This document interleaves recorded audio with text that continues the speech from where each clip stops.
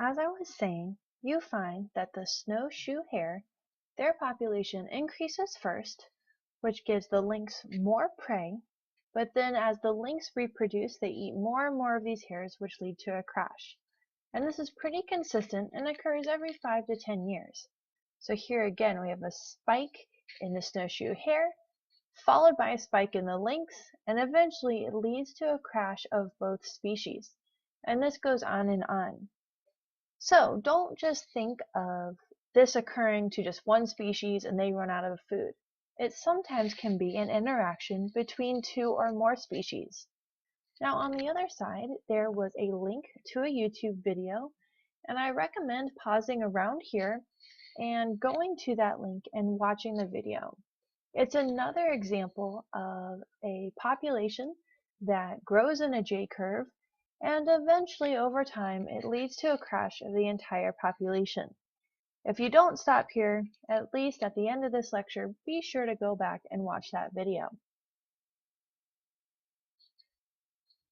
And here's the link to that video again. It's on both sides. So there's two different ways that populations can grow and exist. The first one we talked about is J-curves, and that was exponential growth. But we learned that a downside to a J-curve is that it's going to lead to a crash. The other kind of way that a population can grow is by an S-curve. And this is considered logistic growth. So looking at this graph, we still have time on the x-axis, we have population on the y-axis, we have a really low population like we saw with the J-curve, we have this really fast increase like we also saw in the J-curve. However, with an S-curve you see this leveling out. You see that the population is stabilizing. It doesn't crash, it doesn't go way back down. It just reaches a kind of maximum number, and that's where it stays. Now this kind of pattern is what we typically see in nature. J-curves are a little rarer. Yes, we had the example of the hare and of the lynx, and you'll see in the video the locusts, but for the most part, most organisms follow an S-curve. And if it's a ecosystem that organisms have been for a while, typically they're going to be in this phase. They're going to be at their maximum population in that ecosystem. Now, if it's a new ecosystem, or say there's a natural disaster and you start out with very low individuals, that's when you'll see this huge burst before reaching the maximum. So we do see rapid population growth.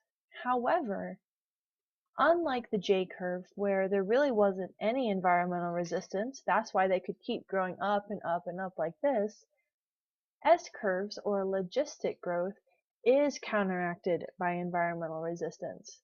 The reason these organisms are leveling off is because something is keeping them at that level. Maybe they don't have enough room, or enough food, or enough water, or shelter, or there's too much disease or predation. It could be any number of things. But environmental resistance is preventing them from continuing to grow. And this maximum that you see is called the carrying capacity. So this is how much that environment can carry, how much of that environment can support this population. So let's talk about carrying capacity. So before I go to the next slide, again, we're referring to this maximum number of individuals that is in our logistic growth.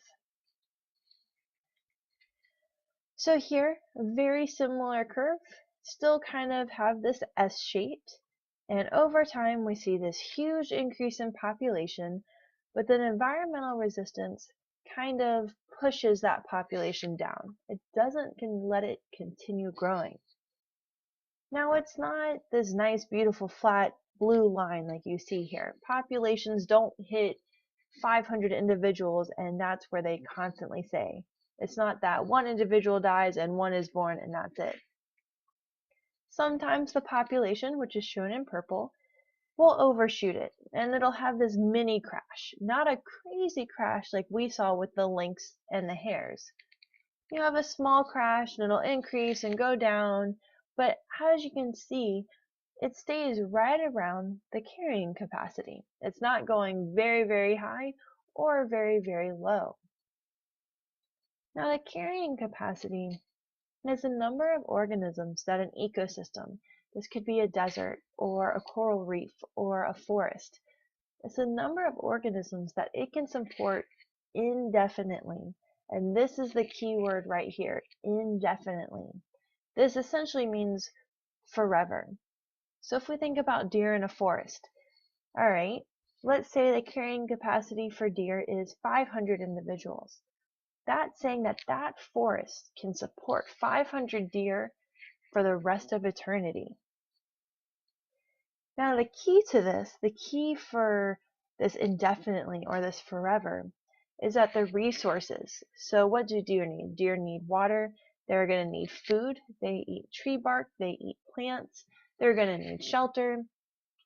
Those resources, specifically food, need to be replaced faster than they are used. Now, obviously, a plant's not going to regrow right after a deer eats it.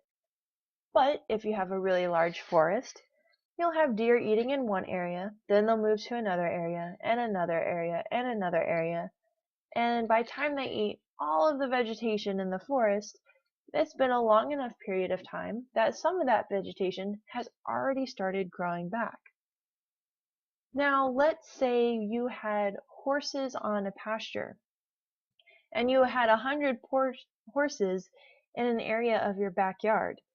Sure, they'll have enough grass for a couple days, but eventually they're going to run out of grass and they're going to need to keep eating, but that resource hasn't replenished itself yet. The grass didn't have enough time to replenish itself. So in that case, that carrying capacity has been overshot. There's way too many horses for that piece of land. Maybe the carrying capacity for a horse in your backyard is just one. That horse can eat the entire yard, but by the time it needs to eat more, it's already started replenishing itself. Now, you've probably heard the term sustainable before. Sustainable means that we can use something, but it replaces itself. Now, for instance, fossil fuels isn't sustainable. We can use them, but those resources aren't going to be replaced faster than we're using them. It takes fossil fuels millions and millions of years to replenish themselves. However, in a forest, these plants, if the deer are at the carrying capacity or below the carrying capacity, the plants will replenish before the deer needs them again. So that's what we're going to stop for this week's lecture. And next week, or next class, we're going to finish up this lecture and talk about the test. Please send me an email if you have any questions about this lecture, and don't forget that I do put the page numbers of where we are in the book in the top right corner.